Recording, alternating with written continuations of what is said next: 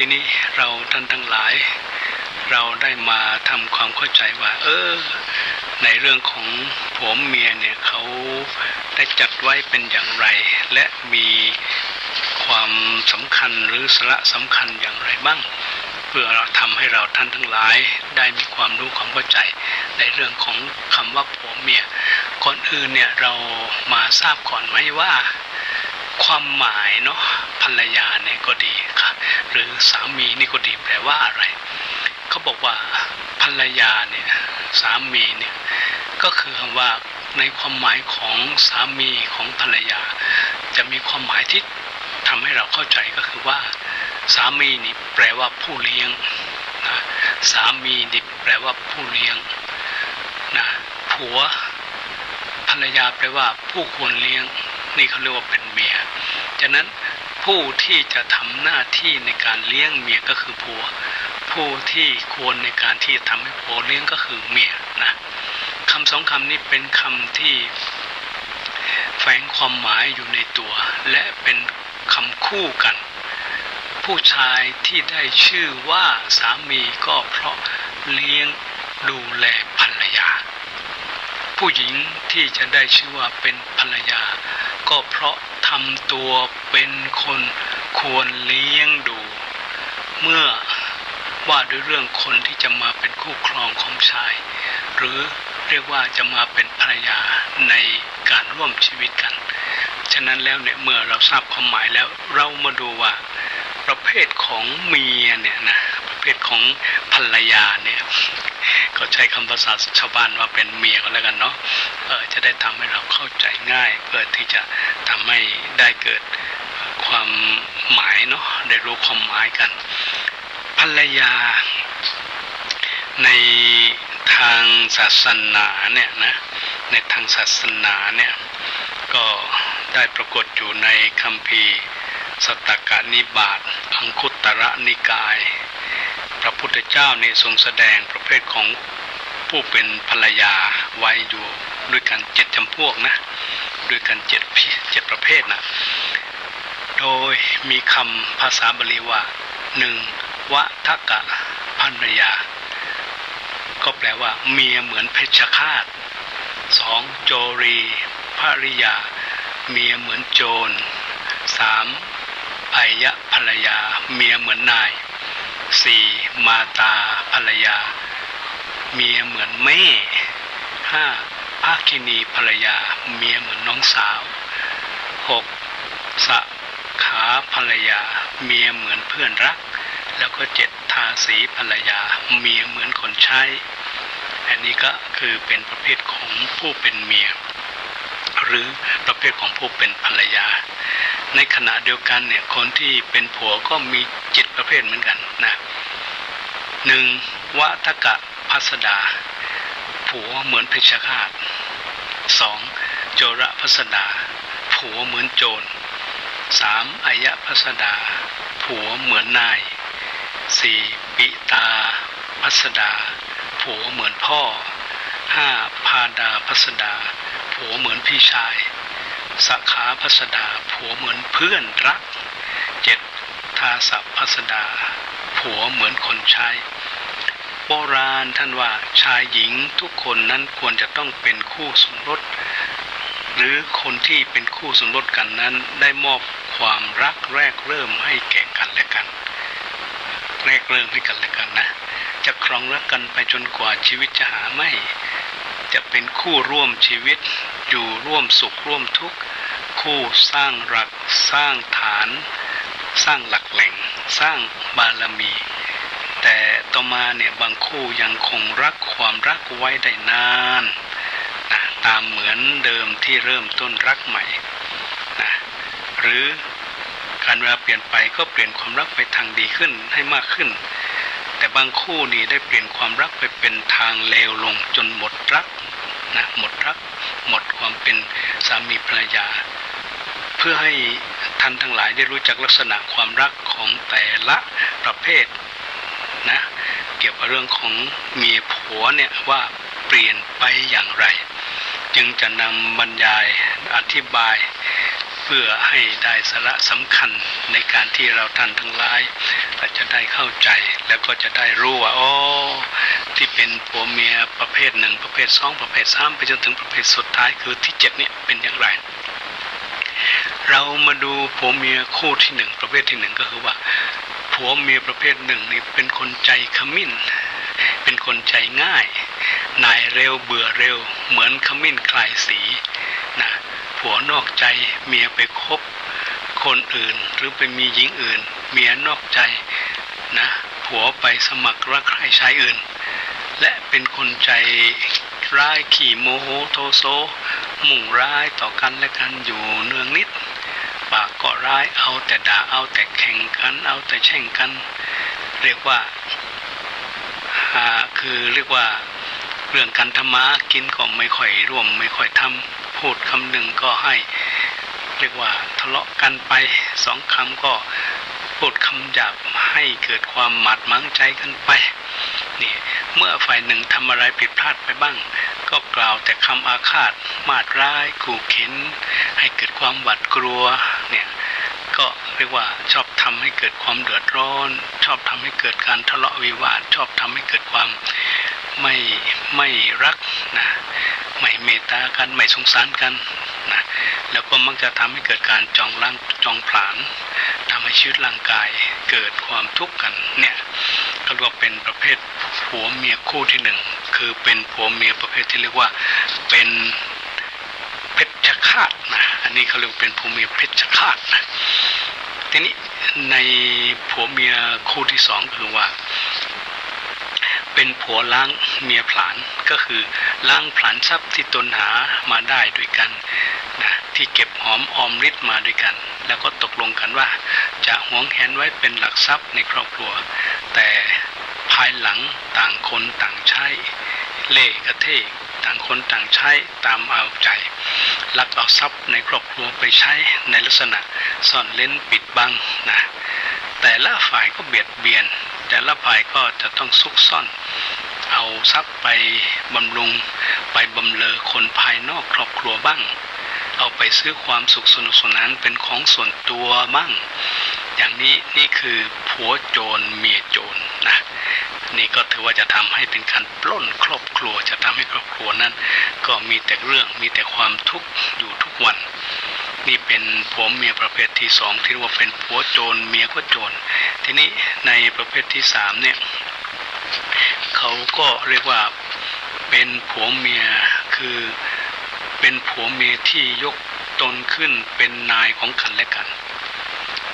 ผัวถือว่าตนเป็นใหญ่ในครอบครัวเมียก็ถือว่าตนก็เป็นใหญ่ในครอบครัวเช่นเดียวกันฝ่ายหนึ่งขยับขันแข็งแต่อีกฝ่ายหนึ่งก็เกลียดคร้านแต่ละฝ่ายก็กล่าวคำหยาบคายด่าว่ากันนะทะเลาะวิวาทกันทำให้เรียกว่าเกิดแต่สิ่งที่ไม่มีความกรุณากันกล่าวคำข่มขู่คำด่าคำหยาบคายไปดูหมิ่นเหยียดหยามไปดูถูกกันอันนี้แหละก็ว่าเป็นผัวเมียที่เป็นผัวเมียในประเภทที่สามก็คือ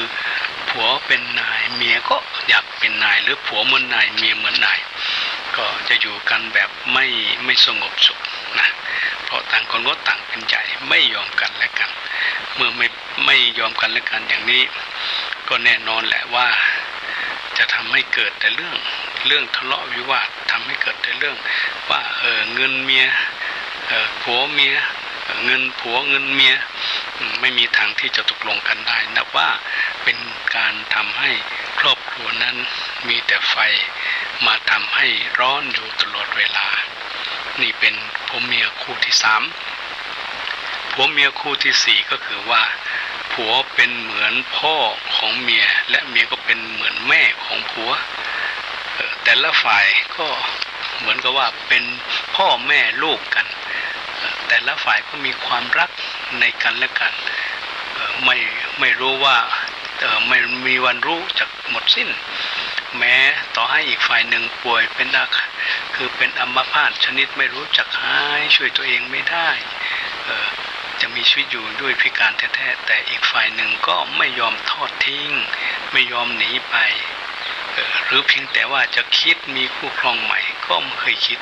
เพราะมีความรักและสงสารซึ่งกันและกันนะก็เรียกว่ามีทุกข์ก็รวมทุกข์มีสุขก็รวมสุขไม่ทิ้งไม่เอาแต่ตัวอันนี้เป็นผัวเมียคู่ที่สี่ก็คือผัวเป็นพ่อ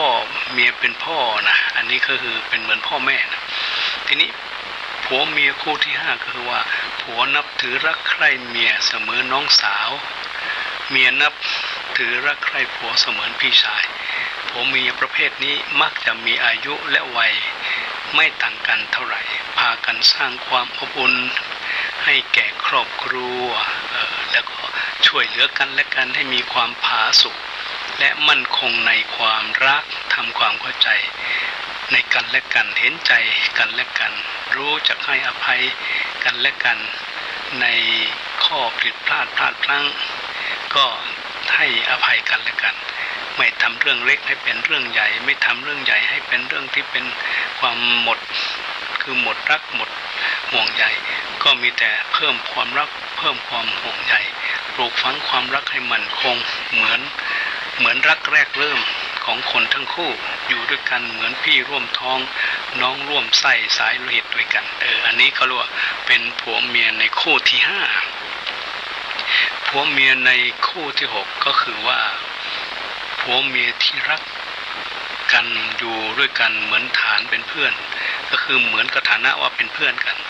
ชอบนิสัยใจคอต่อกันที่เรียกว่าถูกคอกันก็คือคอเดียวกันแต่ละฝ่ายคิดเรื่องเห็นเรื่องลงรอยเดียวกันนะเมื่อเล็กเราพึ่งพ่อแม่และพี่น้องขั้นโตใหญ่ก็มีคู่ครองก็ต้องพึ่งพาอาศัยกันและกันถือกันและกันเป็นเพื่อนร่วมชีวิตไปจนถึงวันตายไม่เอาใจออกห่างจากกันและกันเมื่อมีอะไรก็ช่วยกันทำกันก็อยู่ร่วมกันนะดูแลกันไปจนถึงสุดท้ายของลมหายใจอันนี้ก็เป็นผัวเมียที่เรียกว่าคู่ที่หกนะเป็นคู่ที่หกทีนี้ในผัวเมียคู่สุดท้ายคือที่เจ็ดเป็นผัวเมียที่ไม่ถือเนื้อถือตัวคือไม่ถือเนื้อไม่ถือตัวเนี่ยไม่ทำความเหลื่อมล้ำต่ำสูงให้แก่กันและกันรู้จักวางตนวางตัวให้สม่ำเสมอมีความรู้สึกมีความเข้าใจแล้วก็มีความปรารถนาประหนึ่งว่าเป็นคนรับใช้กันและกันต่างคนต่างก็ขยันขันแข็งทำมาหากินช่วยกันในการทำมาสร้างฐานะสร้างอนาคตสร้างหลักแหล่งนะตามหน้าที่ของตัวตามหน้าที่ของกันและกันไปนี่ก็เป็นผัวเมียในคู่ที่เจ็ดนี้ก็ถือว่าเป็นชั้นผัวเมียก็อยากจะให้ท่านทั้งหลายที่เป็นผัวเมียกันและกันเนี่ยเนาะเรามาคิดดูดิมาพิจารณาดูสิว่าเราจะอยู่ในผัวเมียคู่ไหน1 2 3 4 5 6 7แล้วทีนี้เรามาดูว่าในผัวเมียคู่เนี่ยถ้าเราจะมาแบ่งได้เป็น2ชั้นหรือ2กลุ่มใหญ่ๆก็คือว่าถ้าเป็นกลุ่มที่ดีเป็นกลุ่มที่ถือว่าเป็นชั้นดีเนี่ยนะก็จะมีกลุ่มที่เป็นชั้นเลวก็จะมีอะไรบ้างก็คือว่า1 2 3นี่จะเป็นกลุ่มชั้นเลวเป็นกลุ่มผัวเมียที่ถือว่าไม่ดีไม่เจริญไม่เป็นมงคลนะไม่เป็นมงคลไม่เจริญสำหรับผัวเมียชั้นดี4ก็คือเป็นผัวเมียที่มีตั้งแต่คู่ที่4ไปเนาะตั้งแต่คู่ที่4 5 6 7อันนี้เป็นผัวเมียที่ถือว่าจะทำให้ครอบครัวนะเป็นครอบครัวที่อยู่เย็นเป็นสุขจะทำให้เราเป็นสามีภรรยากันก็จะมีแต่เกิดความสุขขึ้นในชีวิตในครอบครัวก็อยากจะให้เราทั้งหลายเนี่ยได้มาคิดมาพิจารณาทีนี้เรามาดูต่อว่าการสงเคราะห์ภรรยาคือใครสงเคราะห์ใครนะคำว่าสงเคราะห์เนี่ยแปลงมาจากคำศัพท์ที่เป็นคำว่าสังฆะนี่แปลเอาใจความทางภาษาไทยว่าการยึดเหนี่ยวคือยึดเหนี่ยวน้ำใจกันและกันการสงเคราะห์เมียเป็นการยึดเหนี่ยวน้ำใจเมียไว้ แม้การสงเคราะห์ผัวก็เป็นการยึดเหนี่ยวน้ำใจผัวไว้เหมือนกันจริงเลยทีเดียวว่าคนเรานะจะรักเคารพนับถือกันและกันนั้นต้องอยู่ที่ความช่วยเหลือเกื้อกูลอุดหนุนเมตตาแล้วก็น้ำใจ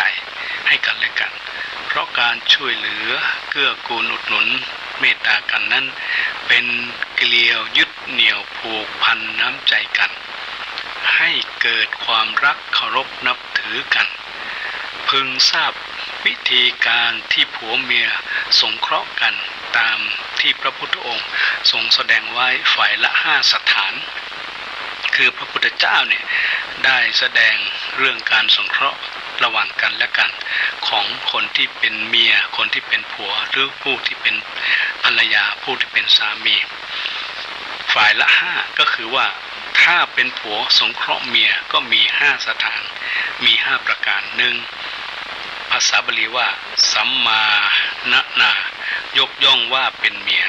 2อวิมานะมาคือ2นี่นะอวิมานะนาไม่ดูหมิ่นถิ่นแคลนเมีย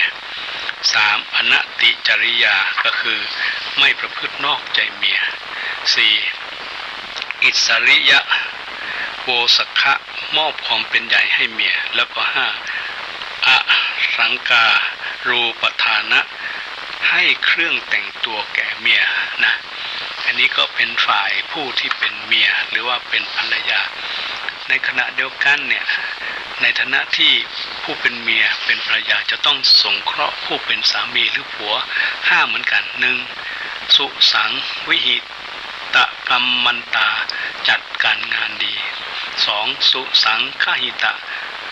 ปริชนะสงเคราะห์คนข้างเคียงของผัวดี3อนัตติจาริณีไม่ประพฤตินอกใจผัว4สัมภตานุรักษนารักษาทรัพย์ที่ผัวหามา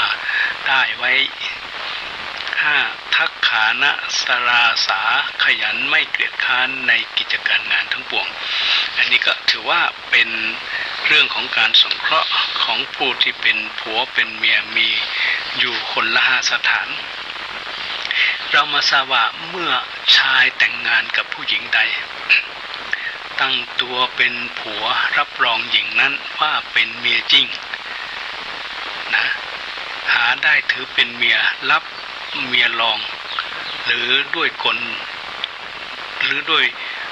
เล่ห์เหลี่ยมอะไรคือไม่มีความรับลมคมในไม่มีการนอกหรือไม่มีการคิดนอกไม่เขาเรียกว่าไม่เกิดสิ่งหลอกลวงไม่ยึดเหนี่ยวน้ำใจเมียด้วยการยกย่องนับถือเรียกเมียด้วยถ้อยคำสุภาพพูดจาปราศัยกันด้วยความรักด้วยคำหวานด้วยคำพูดที่ชวนนิยมนะเปิดเผยชื่นชมเมียออกหน้าออกตาให้ปรากฏแก่วงญาติมิตรสหายว่าเป็นเมียของตนเป็นการเชิดชูเมียให้มีหน้ามีตาและได้รับความนับถือจากวงศาคณาญาติจากญาติพี่น้องจากมิตรสหายนี่ชื่อว่ายกย่องเมียให้เป็นเมียนะอันนี้คือประการที่1นะคือการยกย่องเมียให้เป็นเมียประการต่อมาว่าผัวผู้มีอัธยาศัยละมุนละไมอ่อนโยนเล็งเห็นผลร้ายจะเกิดขึ้นว่าถ้าผัวเอ็นดูถ้าผัวดูหมิ่นเหยียดหยามเมียแล้วคนในครอบครัวทั้งหมดก็จะพลอยดูหมิ่นเหยียดหยามไปด้วยหากเป็นเช่นนี้เมียก็จะทำหน้าที่แม่บ้านได้ไม่สะดวกเพราะการดูหมิ่นเหยียดหยามเมียตัวเองจะทำให้การงานของตนเสียหายเสื่อมศักดิ์ศรีของตนและจะเป็นเหตุก่อความไม่สงบสุขเกิดขึ้นในครอบครัวจึงไม่ควรดูถูกดูแคลนเมียเว้นพูดคำหยาบเหยียดหยามเมียเว้นในการเกลี้ยกล่อมข่มขู่หรือตะคอกเมียเสียแม้เมียจะมีสกุลต่ำต้อยกว่าตนก็ไม่แสดงกิริยามารยาทล่วงล้ำก้ำเกิน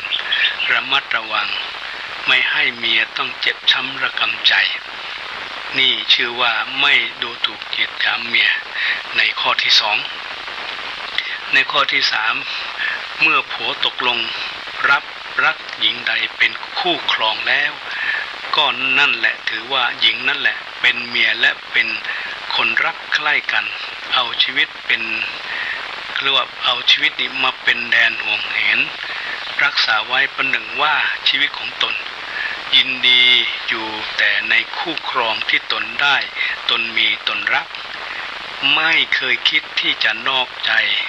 ไปรักอื่นไม่มีมากชู้หลายเมียเพราะเกิดสามัญสำนึกขึ้นว่า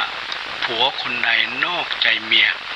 ไปอภิรมย์ชมชื่นอยู่กับหญิงอื่นจะทำให้เกิดความขมขื่นใจแก่ผู้เป็นเมียของตนจะเป็นชนวนแห่งความแตกแยกความแตกร้าวแตกสามัคคีแล้วก็เป็นเหตุให้ก่อให้เกิดความสงบสุขขึ้นในครอบครัวไม่ได้เนี่ยความสันโดษยินดีด้วยคู่ครองของตนนั่นแหละเป็นความยุติธรรมเป็นความเสมอธรรมมีความอยู่เย็นเป็นสุขเรียกว่าความสุขของครอบครัวเนี่ยมันก็จะเป็นความสุขเย็นความสุขดีความสุขเช่นนี้ก็ผูกพันสมัครรักใคร่เป็นคู่ครองของตนให้มีความมั่นคงให้มีความยืดยาวแล้วก็ชื่อว่าไม่ประพฤตินอกใจเมียอันนี้ก็เป็นในเรื่องของโมกความเป็นใหญ่ให้ผู้เป็นเมียเนาะไม่นอกใจเมียทีนี้ต่อมาเราก็มาดูว่าผัวเป็นคนฉลาดในชั้นเชิงการยึดเหนี่ยวน้ำใจกันได้มอบหน้าที่การงานภายในบ้านในเรือนให้มีคอยควบคุมเป็นเจ้าของดูแลรักษาโดยควรแก่สถานะตลอดจนถึงมอบการปกครองดูแลผู้คนและทรัพย์สินที่เห็นส่วนใดที่หามาได้ก็มอบให้กับเมียไปในส่วนไหนที่บกพร่องหรือเหลือวิสัยที่เมียอาจจะไม่รู้เท่าถึงการก็คอยเตือนสติก็คอยให้คำแนะนำสนับสนุนให้ได้เป็นเจ้าของหน้าที่การงานเต็มความสามารถนี่ก็ชื่อว่ามอบความเป็นใหญ่ให้เมียในบ้านที่ต่อมาผัวเป็นคนฉลาดในชั้นเชิงบำรุงน้ำใจเมียได้ให้เครื่องแต่งตัวพอเหมาะพอดีกับกาลเทศะไม่ให้ดีกว่าคนฐานะสูงและไม่ให้เลวกว่าคนฐานะต่ำให้พอสมสมัยพอสมชั้นสมภูมิของตนที่จริงเนี่ยท่านผู้ฟังทั้งหลายผู้หญิงนั้นน่ะเป็นคนชอบสวยชอบงามอยู่แล้วแม้มีความสวยงามตามธรรมชาติอยู่แล้วก็ยังต้องการให้สวยงามเพิ่มขึ้นด้วยการประดับตกแต่งให้เทียมหน้าเทียมตาเพื่อนบ้านให้เทียมหน้าเทียมตากับคนอื่นจะได้ไม่น้อยหน้าน้อยตาแก่เขาเมื่อผัวรู้จิตรู้ใจของผู้เป็นเมียในข้อนี้แล้วก็ค้นขวายหาเครื่องแต่งตัวประดับประดาตกแต่งมามอบให้กับผู้เป็นเมียเพื่อเสริมความสุขใจของเมียโดยควรแก่สถานะนี่ชื่อว่าให้เครื่องแต่งตัวแก่เมียทีนี้เรามาดูต่อว่าเมื่อผัวได้โน้มน้ำใจเมียตลอดลูกหลานให้เกิดความชื่นชมกลมเกลียว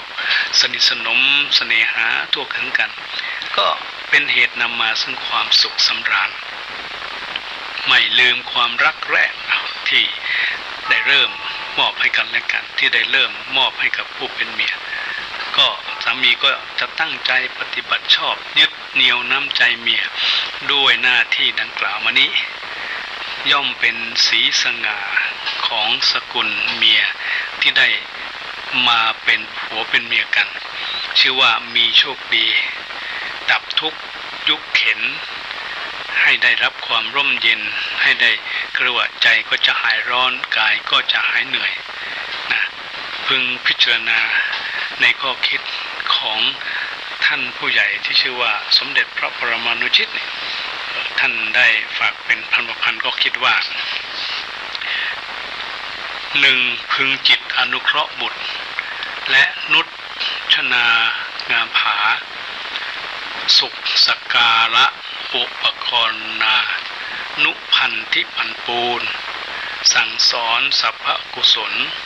ประหารอธรรมศูนย์สิ่งบาปหนออนุกูลภูนพิรมประกอบการซึ่งก็เป็นเรื่องที่บอกให้รู้ว่าผู้เป็นสามีเนี่ยนะเมื่อได้หญิงผู้ที่มาเป็นเมียของตนแล้วเนี่ยการทำหน้าที่ในการเป็นสามีจึงถือว่าเป็นสิ่งที่ต้องทำเพราะเป็นสิ่งที่ต้องประเสริฐกับการที่ยกย่องเมียให้เป็นเมีย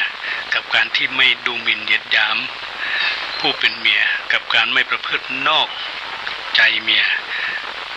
ในการมอบความเป็นใหญ่ในบ้านในเรือนให้กับผู้เป็นเมียแล้วก็ให้เครื่องประดับตกแต่งเครื่องไม้เครื่องหอมประดับมาใส่ให้แก่ผู้ที่เป็นเมียของตนนี่เป็นหน้าที่นะเป็นจิตสำนึกของคนที่เป็นผัวที่ต้องทำให้กับคนที่เป็นเมียเพราะถือว่าเป็นสิ่งที่จะสร้างให้เกิดแต่ความสุขความเจริญเนาะในชีวิตของครอบครัวขึ้นก็ถือว่าเป็นสิ่งที่ประเสริฐเป็นสิ่งที่ดีฉะนั้นเนี่ยจึงเป็นเรื่องที่จะต้องหมายถึงผู้ชายเนี่ยนอกจากว่าได้ตักจิตตักใจได้ปรงจิตปรงใจในการที่จะรับใครมาเป็นภรรยาของตนแล้วก็ต้องพร้อมนะแล้วก็ต้องทำหน้าที่อย่างที่กล่าวไปแล้วนั้นให้ดีที่สุดทีนี้เรามาดูว่าผู้ที่เป็นภรรยาเนี่ยควรต้องสงเคราะห์สามีเหมือนกัน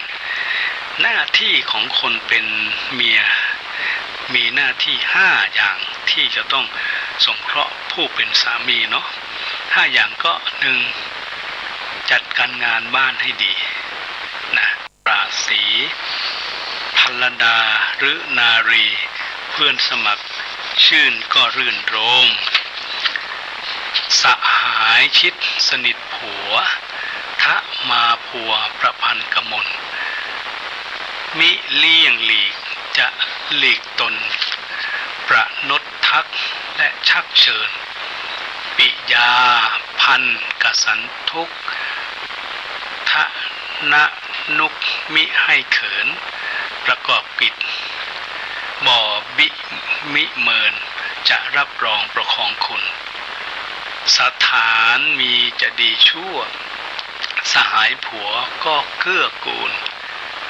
มิเลือกเฉกทะเป็นขนและเลวทรามก็ตามทีจะเรื่องปิดคิดหลักประสานยากประหยัดสีประคองทะสวามีมิให้โกรธพิโรธใจอันนี้ก็เป็นเรื่องที่ว่าสารน้ำใจคนข้างให้เป็นผู้ที่มีเมตตาธรรมและน้ำใจที่เกิดให้กันและกันทีนี้เรามาดูต่อว่าเมียที่ดีนั้นอยู่ที่ทำหน้าที่ปฏิบัติชอบในตัวผัว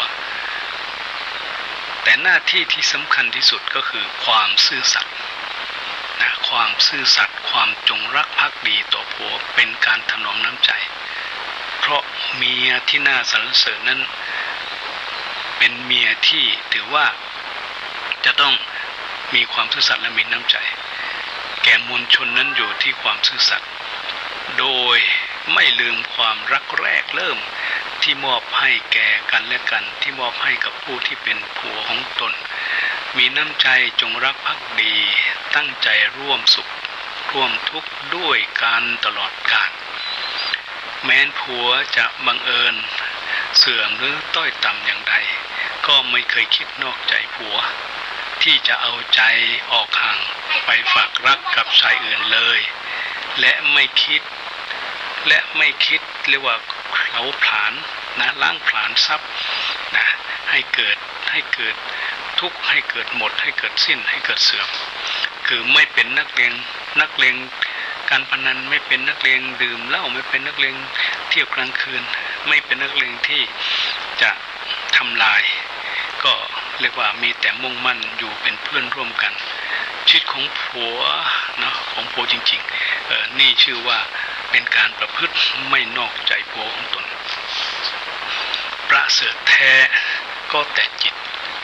พดุงกิจทะสวามีพ พระเดียงอาปราคีระขายข้อจะต่อตามประพฤติวัดมิขัดแข็งระแวงแหนงมิหยาบหยามอุตสาหาพยายามมิหยุดหย่อนและผ่อนคลาวผิวงามโฉม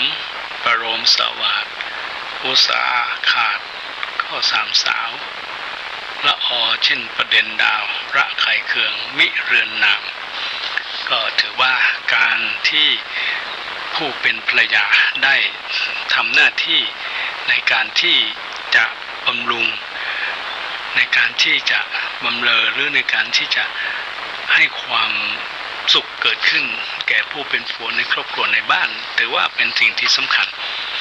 แม่บ้านเนี่ยไม่เป็นคนเขาเรียกว่าการที่ผู้เป็นแม่บ้านเนี่ยแม่บ้านจะต้องเป็นคนที่ไม่ก้นถุงรั่วนะไม่ก้นถุงรั่วเกี่ยวกับอะไรไม่ก้นถุงรั่วที่เกี่ยวกับเรื่องของทรัพย์สินเงินทองทรัพย์อันใดที่ผัวแสวงหามาได้แล้วด้วยการงานด้วยการเสาะทำที่ชอบทำมีทำนาทำสวนทำมาค้าขายรับจ้างกรรมกรหรือห้างร้านบริษัทหรือในโรงเรียนในโรงงานหรือราชการก็ได้มอบให้เมียปกครองดูแลรักษาทรัพย์ที่ตนหามาได้เอาไว้ในเรือนในบ้านนะผู้ที่เป็นเมียก็ตั้งใจในการปกครองรักษาทรัพย์ของผัวที่หามาได้นั้นไว้มิให้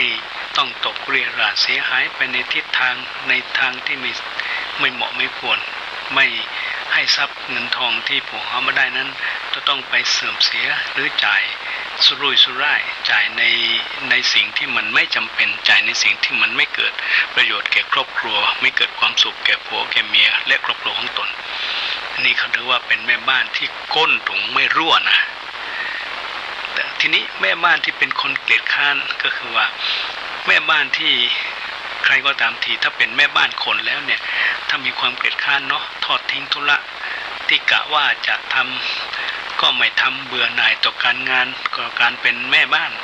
ที่จนจะต้องทำผัดเพี้ยนผัดวันผัดพรุ่งไปไม่เอาการเอางานดีแต่กินดีแต่นั่งดีแต่นอนดีแต่เที่ยวดีแต่เตะดีแต่ไปคุยนินทาดีแก่ไปบ้านเหนือบ้านใต้มีแต่ไปชักชวนคนอื่นเข้ามากินมาเล่นมาทำให้เกิดความสิ้นเปลืองเสียหาย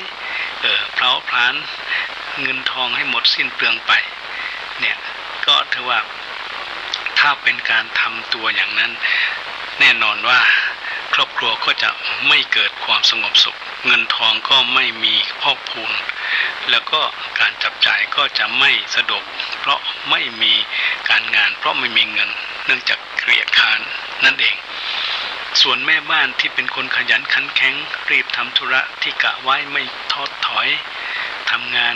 ที่มาถึงมือไม่ชักช้าทำงานตามเวลาไม่ผลัดวันประกันพรุ่งไม่เสียเวลาที่จะไปทิ้งเอาไว้นี่ถือว่างานเป็นชีวิตและก็ชีวิตเป็นงานเมื่อถือว่างานเป็นชีวิตชีวิตเป็นงานแล้วเนี่ยแน่นอนว่างานก็จะสำเร็จทรัพย์ก็จะพอกพูนแน่นอนว่าความอยู่เย็นเป็นสุขก็จะเพิ่มไปเพราะการเอาใจใส่ต่อหน้าที่นะการเอาใจใส่ต่อ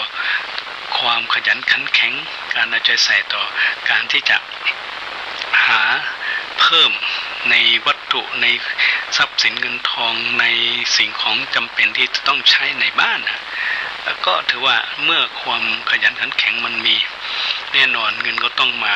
ข้าวปลาก็ต้องเพิ่มแล้วก็งานก็ต้องเกิดความสำเร็จแน่นอนนะในครอบครัวใดถ้าผัวเมียไม่สงเคราะห์กันและกันตามหน้าที่ฝ่ายละ5สถานหรือฝ่ายละ5ประการดังที่กล่าวมาแล้วเนี่ยก็จะทำให้ถือว่ายังไม่สมบูรณ์เนาะยังไม่มีความบริบูรณ์ยังไม่เกิดความสุขถ้าเกิดว่าการที่ผัวเมียได้ทำหน้าที่ใน5สถาน5ประการดังที่ได้กล่าวแล้วนั้นก็แน่นอนว่าความสมบูรณ์นะความสมบูรณ์ความเจริญความอยู่เย็นเป็นสุขและครอบครัวก็จะเกิดแต่ความสุขเกิดแต่ความสุขสงบเย็นก็จะเป็นครอบครัวที่เป็นครอบครัวที่ถือว่าเป็นสวรรค์นะเป็นครอบครัวที่เป็นครอบครัว รัวของเทวดาเป็นครอบครัวของหมู่มนุษย์ที่จะทำให้เกิดที่จะทำให้มีแล้วก็ทำให้สามารถสร้างประโยชน์สุขสามารถที่จะมีแต่ประโยชน์สุขขึ้นในชีวิตอย่างที่สุดขึ้นมาได้ฉะนั้นแล้วเนี่ยก็อยากจะให้ทุกท่านทั้งหลายลองพินิจพิจารณาว่าการสงเคราะห์ภรรยาสามีเนี่ยซึ่งต่างคนก็ต่างมีหน้าที่ต่างคนก็ต่างมีเขาเรียกว่างานที่ตนจะต้องทำเมื่อเป็นอย่างนี้เนี่ยแน่นอนว่าการแต่งงานการที่เราได้ตกลงปลงใจในการมาแต่งงานในการมาใช้ชีวิตร่วมกันเนี่ยซึ่งมันเป็นสิ่งที่ถือว่าในการเกิดมาเป็นมนุษย์เนี่ยในโลกเนี่ยจะต้องเรียกว่าชายหญิงเนี่ยถึงการเวลาอันควรแล้วเนี่ยก็ต้องมามีครอบครัวจะต้องมาแต่งงานกันจะต้องมาเพื่อใช้ชีวิตอยู่ด้วยกันเพื่อทำให้การใช้ชีวิตอยู่ร่วมกันนั้นมันเป็นสาระแล้วก็เป็นประโยชน์ประเพณีการแต่งงานของไทยเรานั้นเนี่ยก็ได้รับการถ่ายทอดมาจากลัทธิพราหมณ์นะถ่ายทอดมาจากลัทธิพราหมณ์ก็คือว่าเวลาเจ้าบ่าวเจ้าสาวจะรับน้ำสังเนี่ยเราก็มีการสวมมงคลแฝดนะได้มงคลนะได้สายสิญจน์ที่เป็นมงคลนะก็คือว่าคล้ายกับได้มงคลที่ทำเป็นห่วงสองห่วงนะสำหรับไว้สวมศีรษะของคนที่เป็นเจ้าบ่าวก็หนึ่งแล้วก็สวมที่ศีรษะของผู้ที่เป็นเจ้าสายก็คือเจ้าสาวอีกหนึ่งเวลาสวมแล้วเนี่ยดูคล้ายๆจับคือดูเหมือนกับว่าถ้าเราเคยไปสังเกตไปเห็นไปดูเนาะก็ดูเหมือนกับล่ามคนสองคนเอาไว้ให้ติดกันคือต้องล่ามคนสองคนนี้ให้ติดกันไว้นะความมุ่งหมายของการที่จะต้องสวมมงคลอย่างนั้นก็เพื่อที่จะยึดอะไรยึดหญิงยึดชายที่เป็นสามีภรรยาที่ได้ตกลงปลงใจกันที่จะมาเป็นชีวิตใช้ชีวิตรวมกันแล้วนั้นไว้ไม่ให้แยกจากกันนั่นเป็นการยึดแบบพราหมณ์ยึดด้วยเส้นได้นะยึดคนด้วยเส้นได้ซึ่งหลายท่านหลายคนน่ะก็คงได้ผ่านที่ได้เป็นผู้แต่งงานกันมาแล้วเนี่ยก็จะคงจะได้ถูกอย่างนั้นเนาะได้ถูกเขาเอาได้มงคลมาสวมใส่ศีรษะทั้งสองคนหรือคนที่ยังไม่แต่งงานก็เราก็ได้ไปร่วมงานอย่างน้อยก็จะเป็นงานของญาติพี่น้องก็จะเห็นว่าโอ้มีการทำพิธีกันอย่างนี้โอ้อันนั้นแหละคือเป็นพิธีทางพราหมณ์ทีนี้ในทางพระพุทธศาสนาเนี่ยองค์พระสัมมาสัมพุทธเจ้าเนี่ยได้สั่งสอนอะไรได้สั่งสอนให้ผู้ที่เป็นภรรยาสามีนะได้สั่งสอนให้เป็นผู้ที่เป็นภรรยาสามีนี่สอนให้เรายึดอะไรยึดในสิ่งที่จะอยู่ยึดในสิ่งที่จะทำยึดในหน้าที่ที่ต้องปฏิบัติเพื่อที่จะทำให้เกิดเพื่อที่จะทำให้มีเพื่อที่จะทำให้ได้รับเกิดอะไรเกิดครอบครัวอุดมสมบูรณ์ด้วยปัจจัยสี่มีความสุขในการจะดำเนินชีวิตในขณะที่ยังมีลมหายใจนะก็เป็นสิ่งที่พระพุทธเจ้าเน้นด้วยคุณธรรมที่เรียกว่าสังฆะเรามาลองดูเรามาดูว่าการยึดอย่างไหนจะมีความมั่นคงต่อกันการสวมมงคลแฝดนั้นด้วยด้ายที่สวมใส่ไว้นะด้วยด้ายที่สวมใส่ไว้นะในขณะที่ในหลักธรรมเนี่ยพระพุทธเจ้าเนี่ยนะได้ให้มีคุณธรรมที่จะเป็นตัวมาคล้องชีวิตคล้องจิตคล้องใจคล้องการกระทำของคนที่เป็นผัวเมียของผู้ที่เป็นสามีภรรยาต้องคล้องกันด้วยอะไรด้วยสังฆธรรมสังฆธรรมมีเขาเรียกว่าเป็นความเหนียวแน่นต่อให้มนุษย์คนไหนหน้าไหนก็ยื้อแย่งของเราออกไปไม่ได้แม้แต่ความตายพรากก็พรากได้แต่ร่างกายเท่านั้นส่วนใจวิญญาณหรือจิตใจนั้นยังคล้องกันแน่นชั่วนิรันดร์สังฆธรรมที่พระพุทธเจ้าได้ทรงแสดงไว้เนี่ยมีหน้าที่พูดถึงหน้าที่นั่นแหละ ที่พูดถึงหน้าที่นั่นแหละเขาเรียกว่าเป็นสังฆาธรรมมีคนละ5นะอย่างที่ยกไปนั่นแหละว่าคนที่เป็นสามีต้องยกย่องภรรยาตัวเองนะต้องมีดูหมิ่นภรรยาตัวเองนะต้องมีประพฤตินอกใจของคนที่เป็นเมียตัวเองนะต้องมอบความเป็นใหญ่ในบ้านในเรือนให้กับเมียตัวเองนะต้องมีการซื้อเครื่องแต่งตัวประดับประดาให้กับเมียตัวเองนะอันนี้แหละเขาเรียกว่าเป็นการมอบนะเป็นการมีสังฆาธรรมเพื่อจะนำให้ครอบครัวเพื่อจะทำให้ครอบครัวนั้นเป็นครอบครัวของสวรรค์เพื่อจะทำครอบครัวให้เป็นครอบครัวของวิมานเป็นครอบครัวของมนุษย์ที่จะพบแต่ความสุขฉะนั้นก็อยากจะให้ท่านทั้งหลายลองมานิดคือพินิจพิจารณาดูซิว่าเป็นอย่างนี้เองเป็นอย่างนั้นเองหรือถึงทำให้เกิดครอบครัวถึงทำให้ครอบครัวมีความมั่นคงมีความยั่งยืนแล้วก็มีความรุ่งเรืองก้าวหน้าเกิดขึ้นมาซึ่งตรงนี้ก็ถือว่าเป็นเรื่องที่สำคัญแล้วก็ในเรื่องที่มีผู้ได้ถามมาว่าในข้อที่เป็นก็เรียกว่าภรรยาแต่ละประเภทนั้นน่ะเป็นอย่างไรมีมาจากไหนซึ่งถ้าพูดถึงเรื่องตรงนี้เนี่ยในเรื่องเกี่ยวกับภรรยาที่แบ่งออกเป็น7ประเภทในทางพุทธศาสนานั้นก็คือเนื่องโดยในสมัยหนึ่งในสมัยหนึ่งพระพุทธองค์เนี่ยเสด็จไปบิณฑบาตที่คฤหาสน์ของท่านอนาถบิณฑิกเศรษฐีในกรุงสาวัตถีเมื่อเสด็จเข้าไปถึงแล้วพระองค์ก็ทรงประทับนั่งอยู่บนบวรพุทธศาสน์ที่เศรษฐีปูลาดถวายเวลานั้นผู้คนในบ้านของเศรษฐีก็พากันส่งเสียงอิตโลเอะอะโวยวายกันทั้งบ้านขณะนั้นท่านเศรษฐีได้เข้าไปถวายบังคมพระพุทธเจ้าแล้วนั่งเฝ้าพระพุทธเจ้าอยู่หน้าพระพักตร์พระพุทธองค์จึงทรงตรัสถามเศรษฐีว่าข้าบดีทำไมที่บ้านของข้าบดีมีผู้คนจึงส่งเสียงอิตโลเอะอะโวยวายมากขนาดนี้ท่านอนาถบิณฑิกเศรษฐีจึงกราบทูลว่าพระเจ้าข้าลูกสะใภ้ของข้าพระองค์คนหนึ่งชื่อว่าสุชาดาเป็นน้องสาวของนางวิสาขาธิดาของท่านนันชัยเศรษฐีเป็นคนถือว่าเป็นลูกสาวเศรษฐีเป็นคนขี้โกรธขี้โมโหพูดจาหยาบคายก้าวร้าวรุนแรงไม่ยอมเชื่อฟังพ่อผัวแม่ผัวและสามี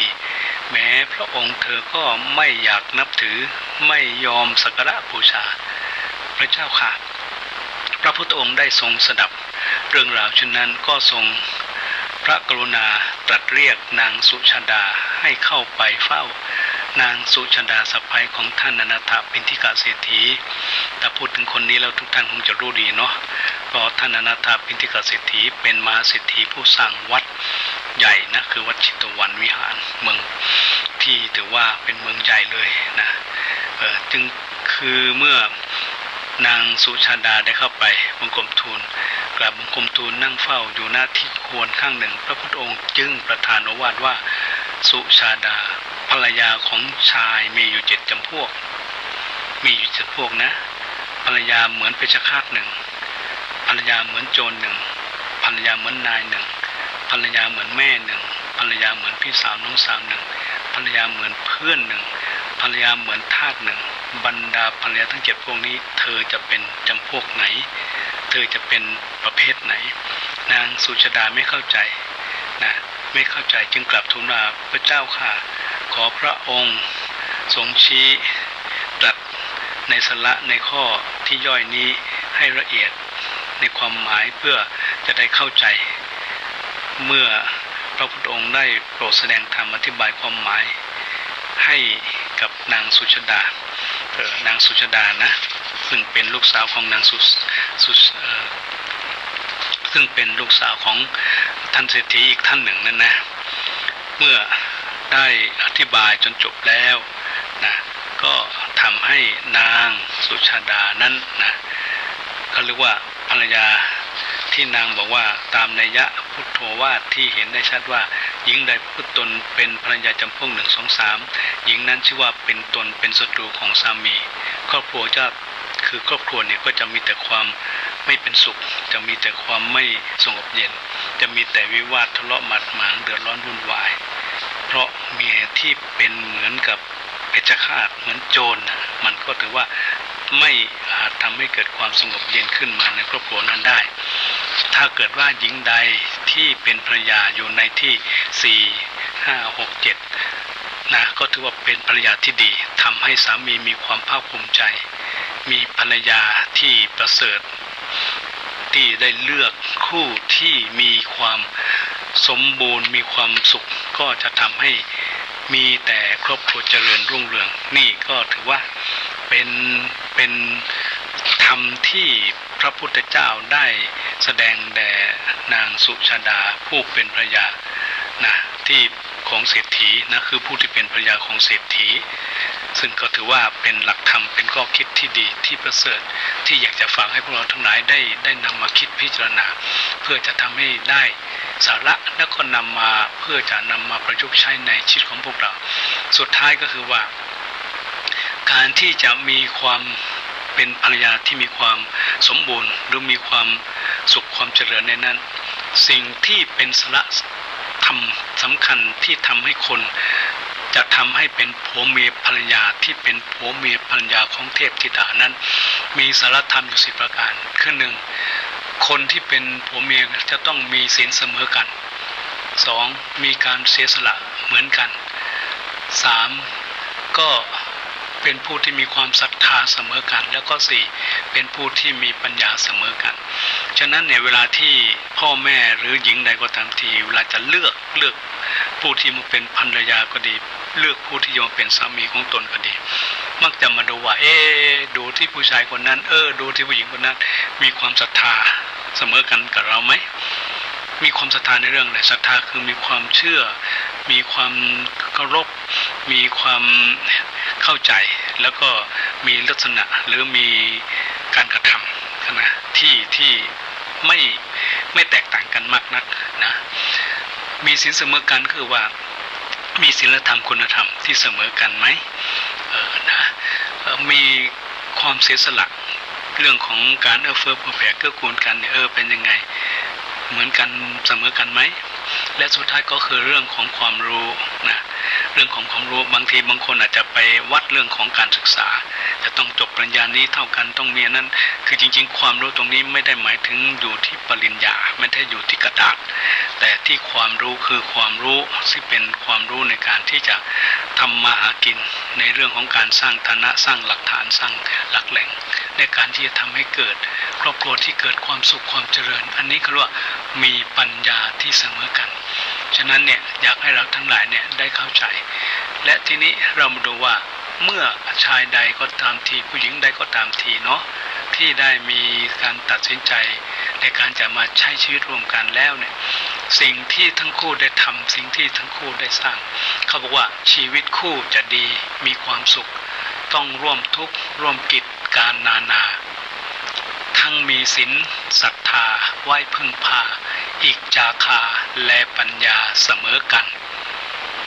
สามีภรรยาเอื้อเฟื้อกันดีเสริมราศีให้มั่งมีได้เร็วพลันอีกครอบครัวรัก